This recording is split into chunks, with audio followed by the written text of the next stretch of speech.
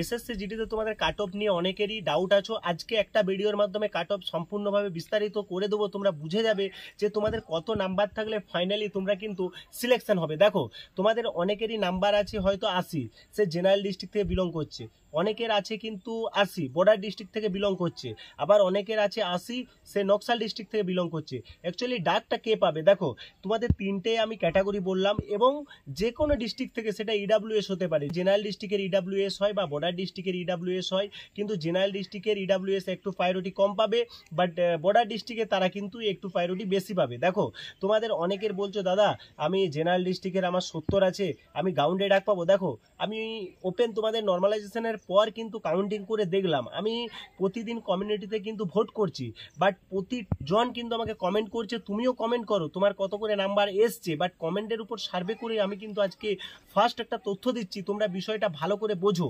এই তথ্যটা হলো আমি দেখলাম যে 70 পেয়েছে যারা জেনারেল ডিস্ট্রিক্টে, তারা কিন্তু ভাই গাউন্ডে হয়তো কোনো রকম ডাক পেয়ে যেতে পারো, কিন্তু চাকরিটা হবে না। কারণ তোমাকে অযোধ্যা আমি কিন্তু তোমাকে আশা দেব না, কারণ তোমাদের সামনেই ডাব্লিউপি এক্সাম আছে, সামনেই কেপি এক্সাম আছে, তোমরা জানো আবগারির ভ্যাকেন্সি বেরোচ্ছে, এবং তোমাদের এসএসসি জিডি আবার নেক্সট তোমাদের বেরোচ্ছে।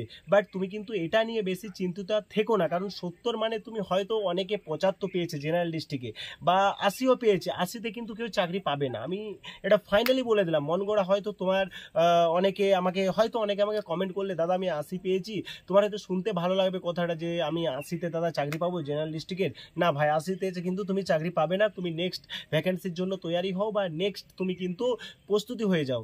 এরপর অনেকে বলবে আমি বর্ডার ডিস্ট্রিক্টে বাস করি, আমার 80তে দাদা হবে বা 85তে হবে। হ্যাঁ 100% হবে। তুমি যদি জেনারেল ডিস্ট্রিক্ট থেকে বর্ডার ডিস্ট্রিক্টে বিলং করো, তোমার কিন্তু 80তে 100% চাকরি হবে।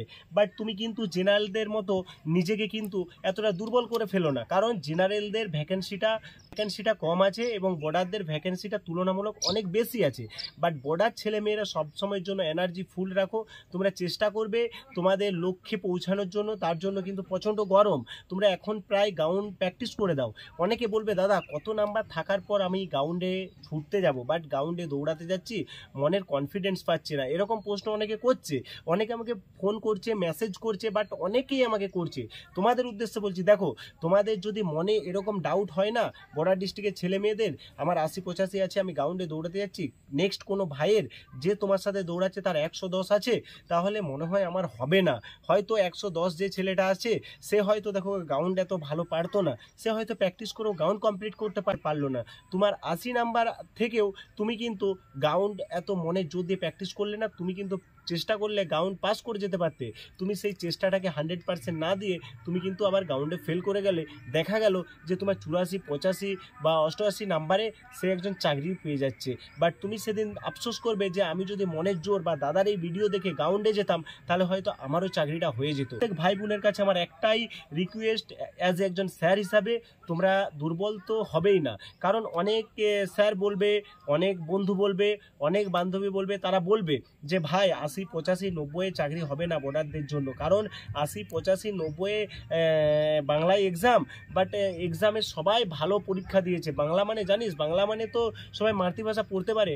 আরে ভাই বাংলা মানে এই নয় যে বাংলাদেশে সব জানে, তাহলে আদার্স যে ডাব্লিউপির এক্সাম হচ্ছে, কেপির এক্সাম হচ্ছে বা রেলের এক্সাম হচ্ছে, সেগুলোও তো বাংলায় মানে এই নয় যে আমি সেখানে 100 পেয়ে গেলাম। পড়াশুনো করলে বাংলাতেও পাবে, পড়াশুনো করলে হিন্দিতেও পাবে, পড়াশুনো করলে ইংলিশেও পাবে, বাট সেটা ম্যাটার করে না। ম্যাটার করে এটাই যে পারফেক্টলি কাট অফটা এক্সপেক্টেড কতটা যেতে পারে।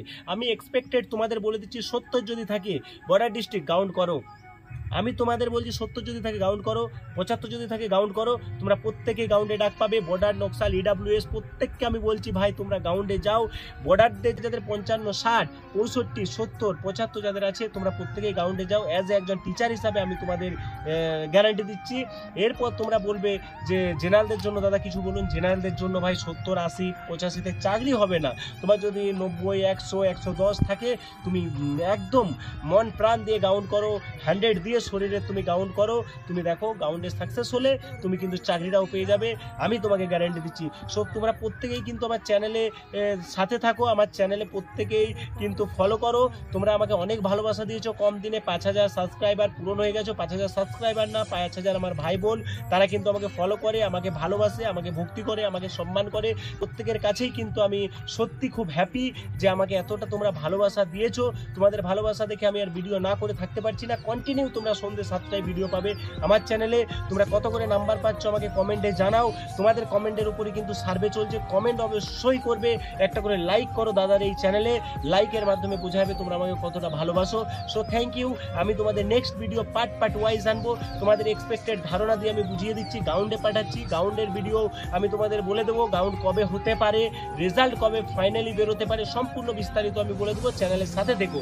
সো থ্যাংক ইউ, নেক্সট ভিডিওয় দেখা হচ্ছে।